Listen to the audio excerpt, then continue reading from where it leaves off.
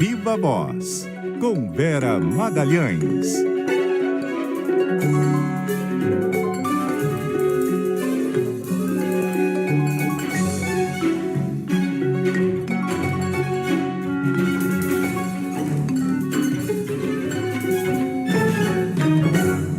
Vera Magalhães, muito boa noite, tudo bem? Boa noite, Débora, bem-vinda de volta. Boa noite, Carol, a todo mundo que nos ouve e nos assiste.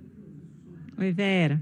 Tava com saudade de vocês. Sim, nós também. E de toda essa movimentação. Se tem uma coisa que o roteirista do Brasil não faz é tirar férias, licença, folga, nada. Ó, e tem um assunto, inclusive, que vai e volta, que é a história da anistia ampla, geral e restrita às pessoas envolvidas na trama golpista.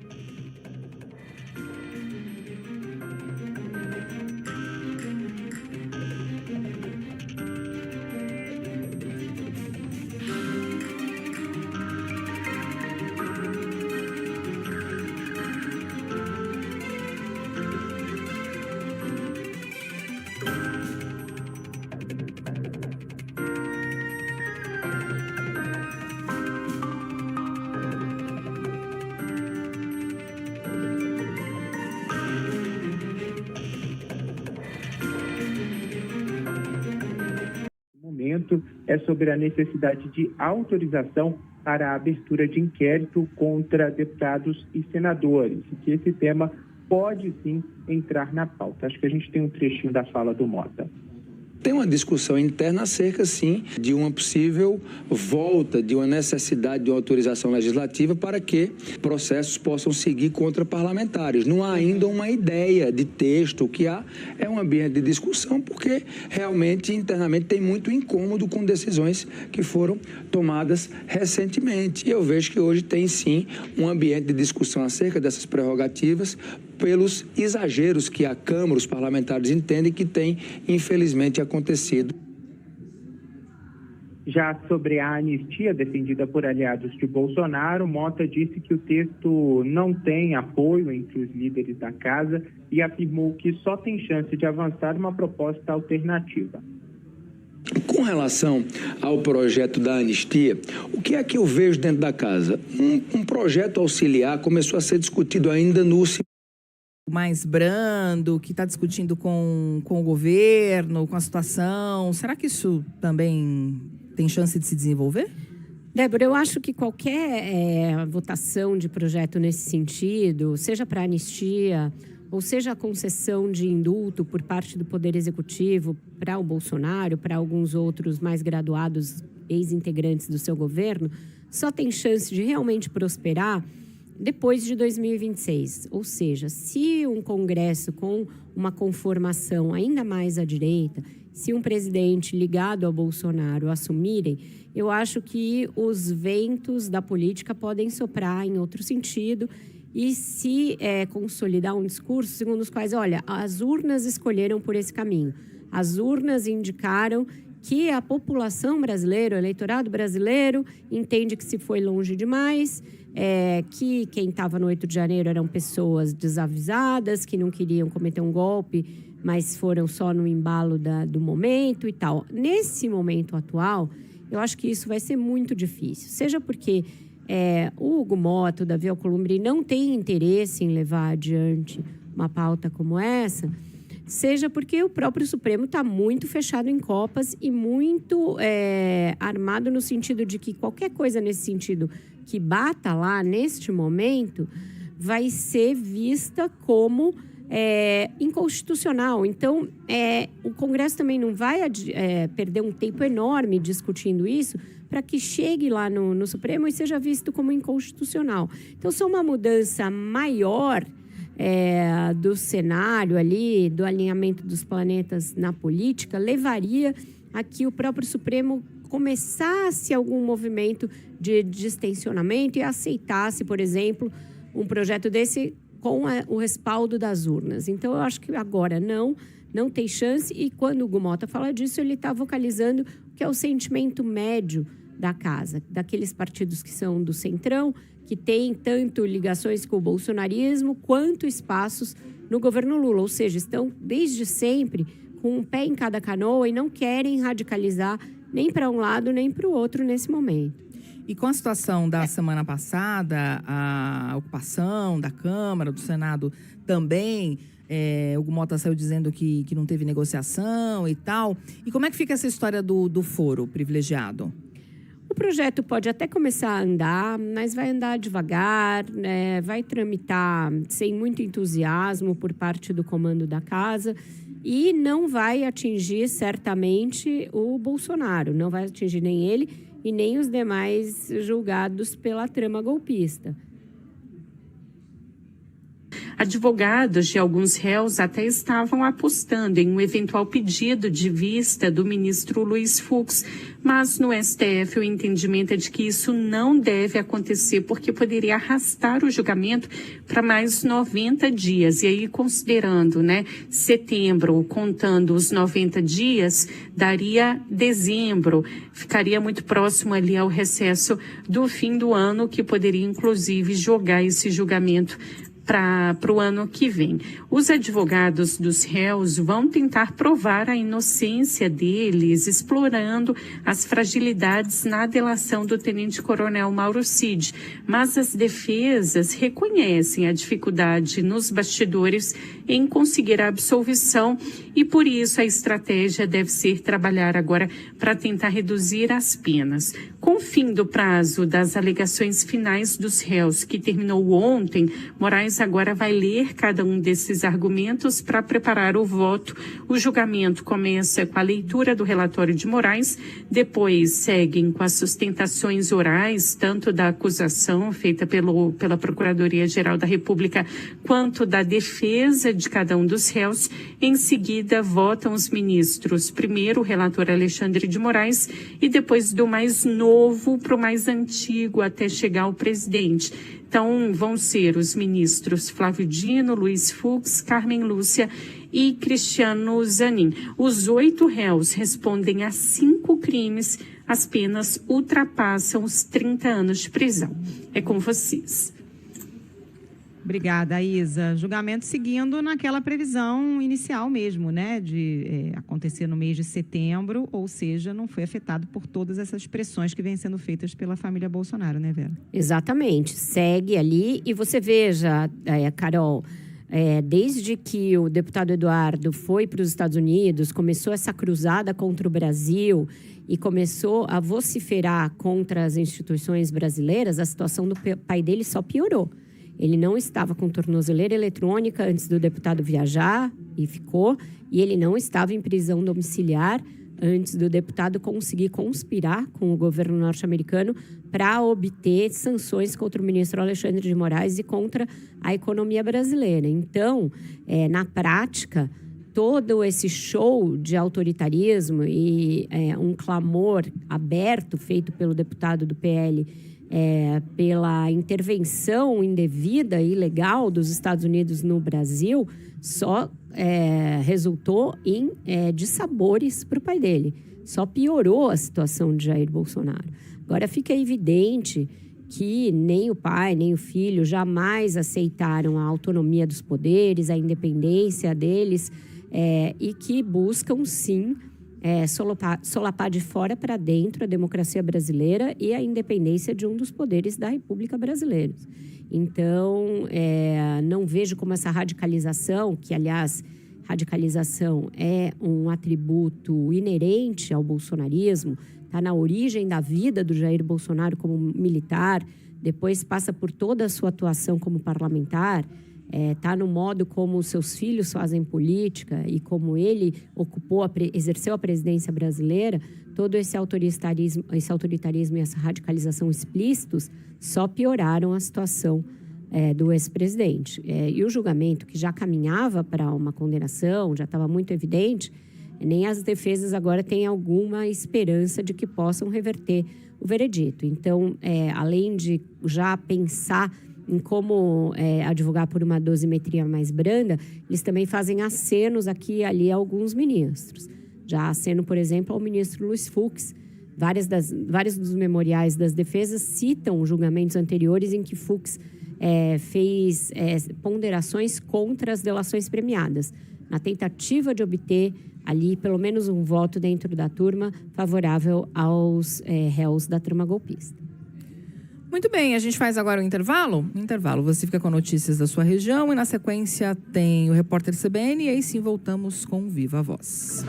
São 6h35, o Viva Voz está de volta agora para falar de um dos assuntos da semana, né? A semana já começou pautada pela discussão a respeito da adultização das crianças e todas as formas em que isso acontece, principalmente nas redes sociais, nas plataformas digitais. Isso foi provocado por um vídeo do influenciador Felca, levou a vários desdobramentos na seara de investigações, inclusive a respeito de outros influenciadores que lucram com esse tipo de conteúdo, e levou a que as autoridades começassem a pautar o tema em Brasília.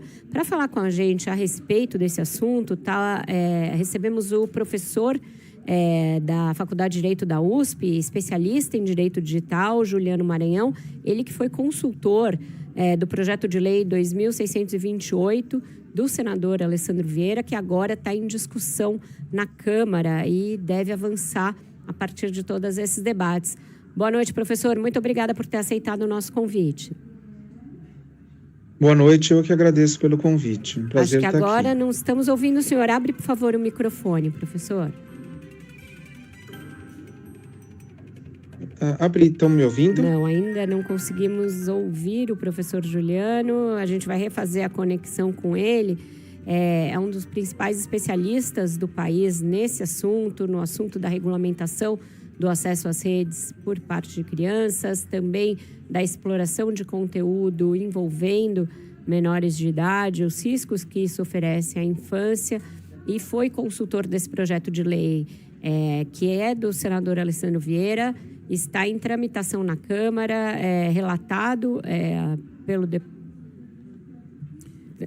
Temos o professor? Ainda não? Ainda não, Vera. O risco nesses casos, né, Débora, é sempre que o assunto surge quando tem um clamor popular, todo mundo promete priorizar e depois ele some. Quando a onda passa, quando já não está mais na boca do povo, deputados se esquecem, governos se esquecem, e o tema morre sem ir adiante. A gente tem que evitar que dessa vez aconteça isso, como já aconteceu em muitas outras ondas recentes, e para isso é importante a participação da sociedade civil, dos especialistas, de todo o sistema de justiça, que também está muito mobilizado para buscar reparações nesse tema. A gente está tentando refazer a conexão com o professor Juliano Maranhão, vai para um break e já volta.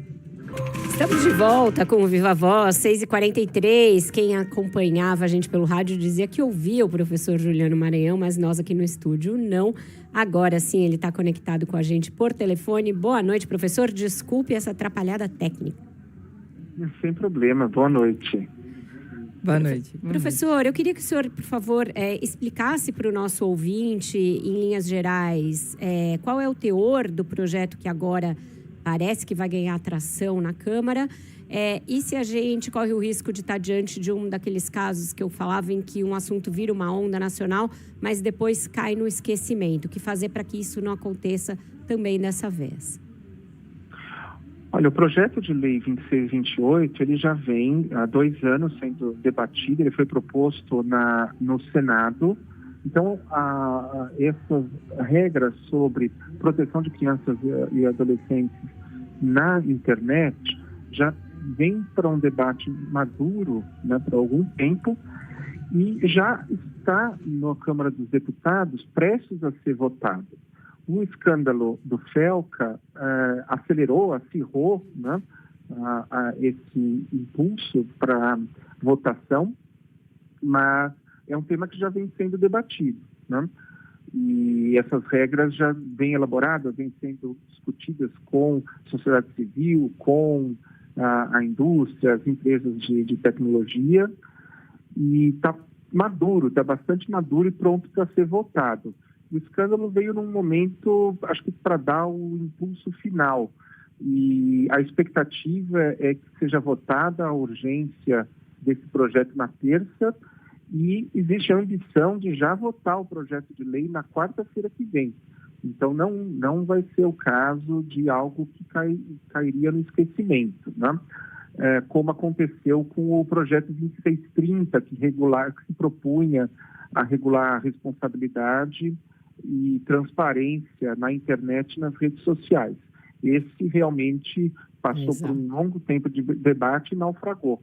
Mas tudo indica que esse projeto de crianças e adolescentes vai ser votado nas próximas semanas. Professor, Débora falando aqui, inclusive o presidente da Câmara, Hugo Motta, se comprometeu hoje, mais uma vez, a priorizar esse projeto. Agora, tem uma parte dos parlamentares, embora o assunto tenha unido esquerda, direita e centro, tem uma parte que é contrária a qualquer medida que afete a ação das empresas de redes sociais. Tem chamado isso de censura à liberdade de expressão. Na prática, o que traz o projeto em relação a isso e o que, na sua opinião, é essencial que aconteça, principalmente em relação às empresas, às big techs, para que consigamos, né, por fim, debelar esse assunto e, se não acabar totalmente no primeiro momento, pelo menos diminuir, num primeiro momento, o que possibilita a adultização de crianças. Uhum.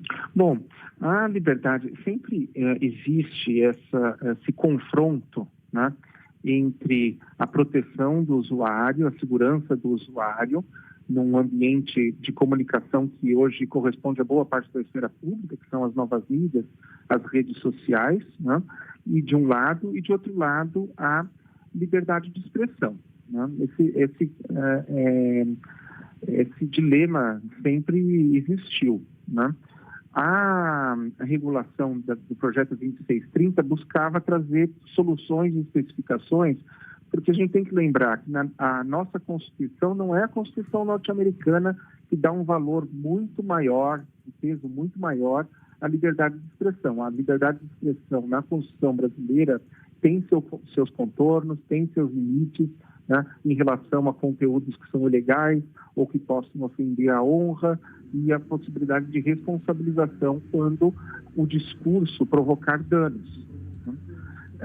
O Supremo Tribunal Federal já tomou uma decisão recente sobre o artigo 19 do Marco Civil da Internet, que estabelecia a responsabilização das plataformas apenas quando houvesse negativa de retirada de conteúdo por ordem judicial, né?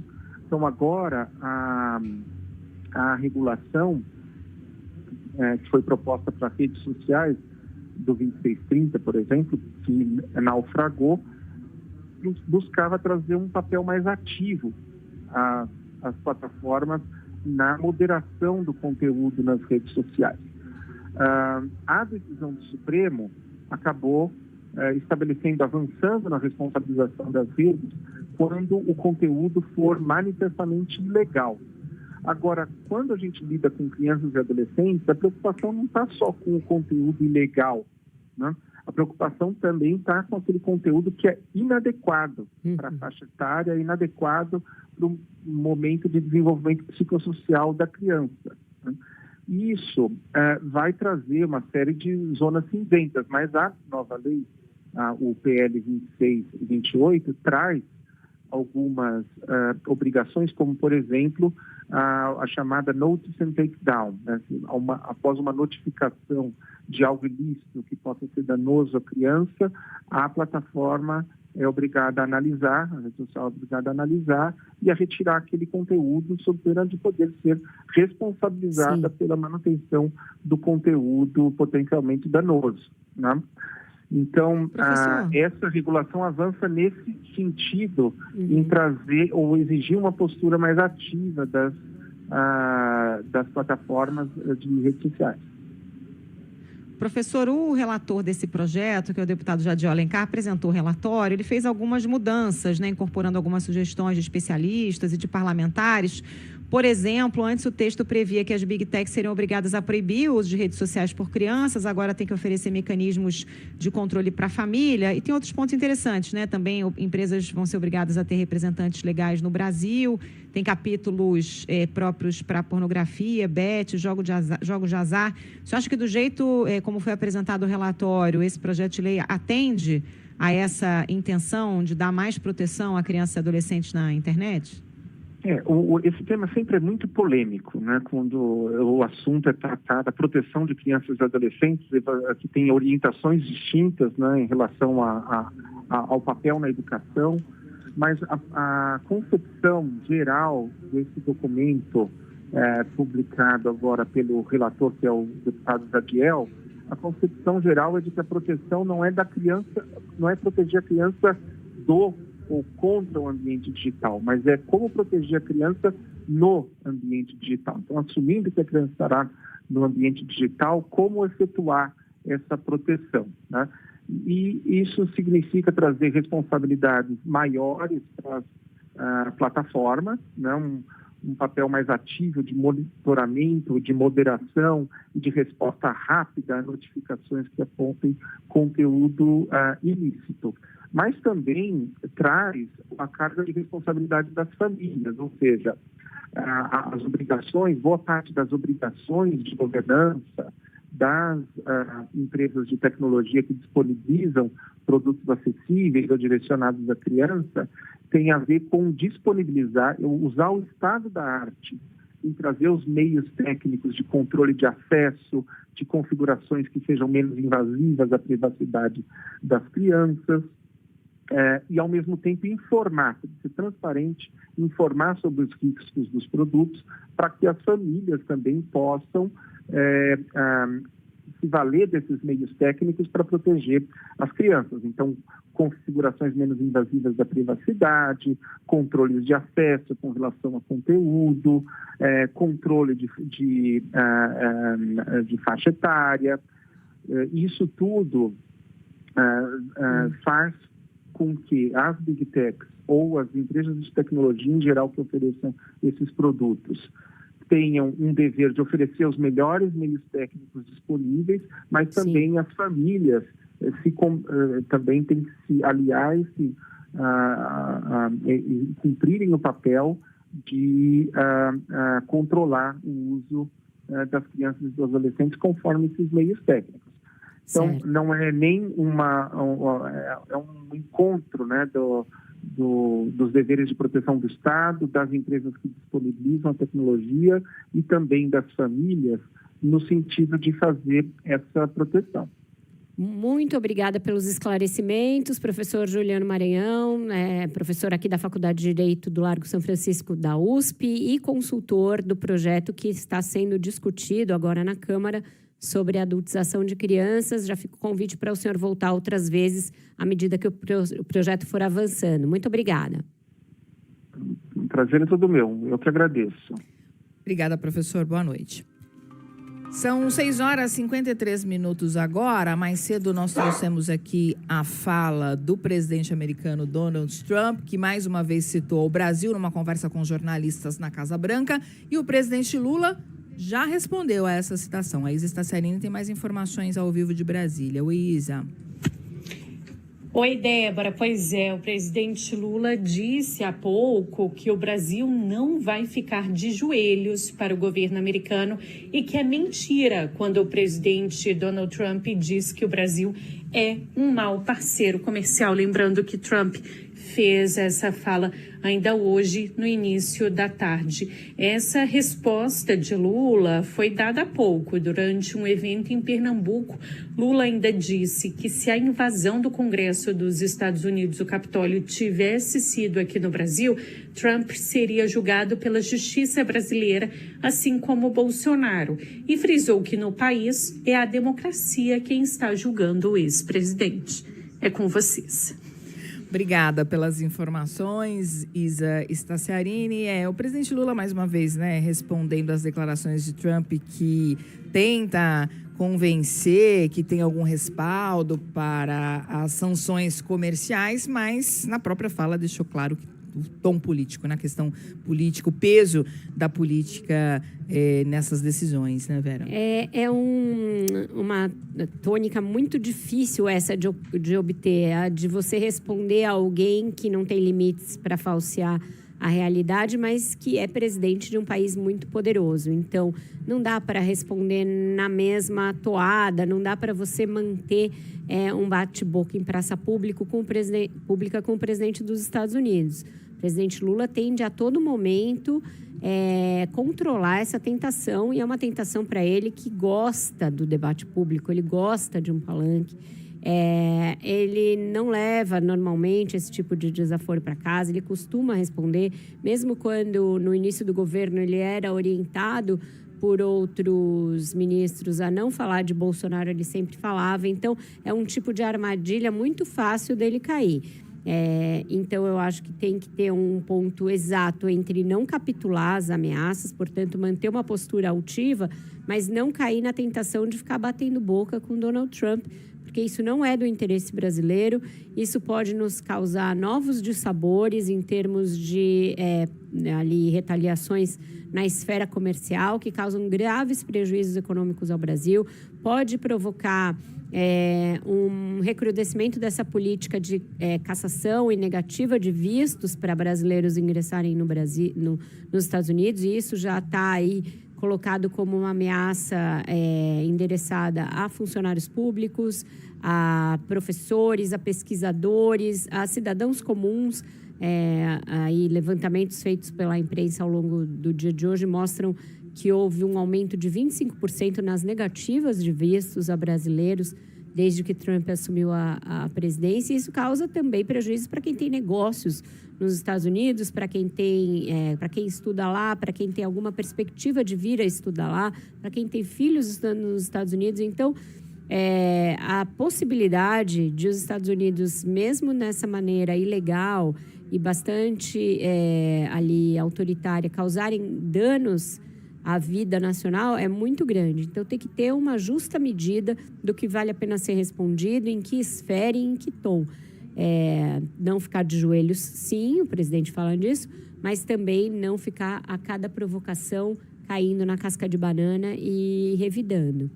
Até porque os canais oficiais de negociação, eles estão fechados e sem perspectiva de que sejam abertos num curto prazo. Ontem, por exemplo, houve uma fala do presidente Lula durante o lançamento do programa Brasil Soberano.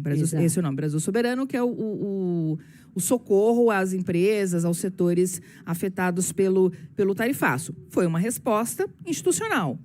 Diferente dessa de hoje, que foi meio que no susto. Bateu, levou. Bateu, levou. O risco é o bateu, levou. Não dá para ser assim. Eu acho que houve uma irritação com o fato de ontem terem voltado as baterias contra o programa Mais Médicos e cancelado o visto de servidores, né?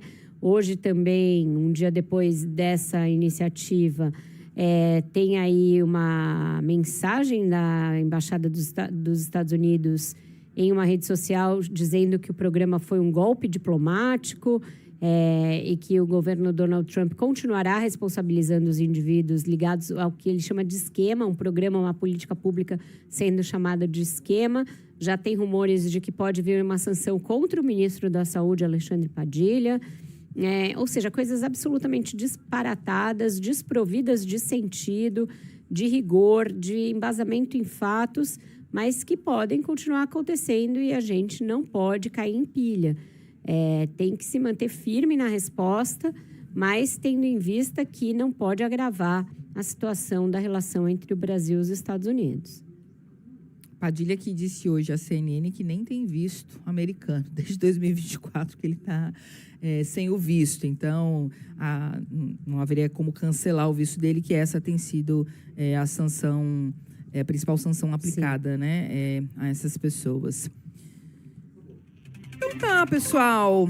Obrigada, viu, Vera? E obrigada ao nosso ouvinte, apesar dos percalços que tivemos hoje, foi sinal que caiu, foi entrevistado que não conseguiu entrar, porque o áudio não estava lá muito bom, mas acho que conseguimos entregar, como sempre, uma ótima análise aqui do nosso ouvinte. Obrigada, e é bom ter você de volta. Carol lá no Rio Gastronomia, nos representando.